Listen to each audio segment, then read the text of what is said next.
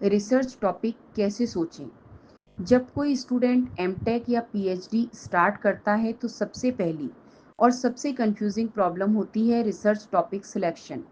ज़्यादातर स्कॉलर्स यही सोचते हैं कि टॉपिक मिल जाए तो बाकी रिसर्च आसान हो जाएगी। लेकिन हकीकत ये है कि टॉपिक सोचने की प्रोसेस ही सबसे कॉम्प्लेक्स और टाइम कंज्यूमिंग होती है। सबसे पहले समझिए कि रिसर्च टॉपिक सिर्फ कोई भी आइडिया नहीं होता। टॉपिक ऐसा होना चाहिए जो रेलेवेंट, फिजिबल और ओरिजिनल हो।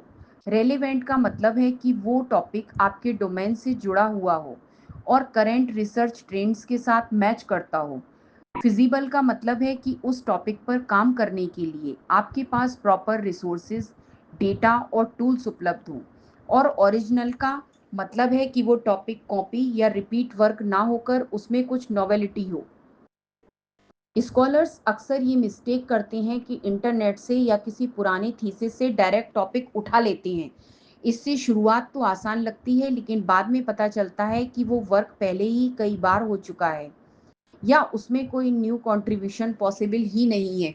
ऐसे में स्कॉलर मंथ्स तक टाइम वेस्ट करता रहता है और बाद में टॉपिक चेंज करना पड़ता है। रिसर्च टॉपिक सोचने के लिए पहला स्टेप है लिटरेचर रिव्यू, यानी प्रीवियस रिसर्च पेपर्स पढ़ना। यह देखना कि पिछले 5-10 सालों में किस एरिया पर ज़्यादा काम हुआ है और कहाँ पर अभी भी रिसर्च गैप मौजूद है। लेकिन सिर्फ रिव्यू पढ़कर टॉपिक मिल जाए ऐसा ज़रूरी नहीं है। गैप को पहचानना और उस गैप में अपने वर्क की स्कोप ढूंढना ही असली स्किल है। दूसरा स्टेप है ब्रेन स्टॉर्मिंग विद गाइड और पेयर्स। अकेले सोचते रहना कई बार फ्रस्ट्रेटिंग हो जाता है।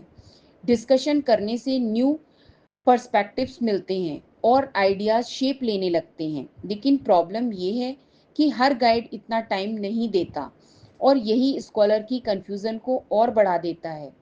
तीसरा तरीका है प्रैक्टिकल प्रॉब्लम्स ऑब्जर्व करना। कभी कभी रियल वर्ल्ड एप्लीकेशन से टॉपिक निकलता है, जैसे smart agriculture, health care, cyber security या आर्टिफिशियल इंटेलिजेंस बेस्ड सॉल्यूशंस। जब आप ऑब्जर्व करते हैं कि किसी सिस्टम में एक्चुअल प्रॉब्लम है और उसे टेक्नोलॉजी से सॉल्व किया जा सकता है, तो वही आपका रिसर्च टॉपिक बन सकता है।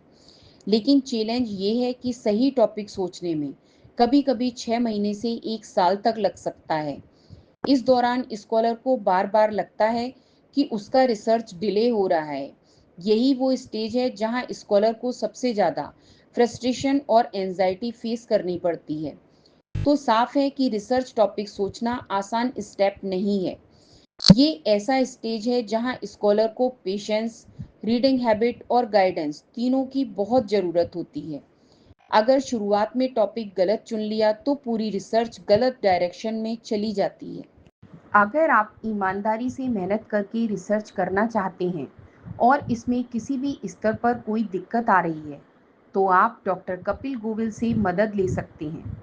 इसके लिए इस चैनल की किसी भी वीडियो पर कमेंट करें और गाइडेंस पाने की प्रक्रिया जान लें।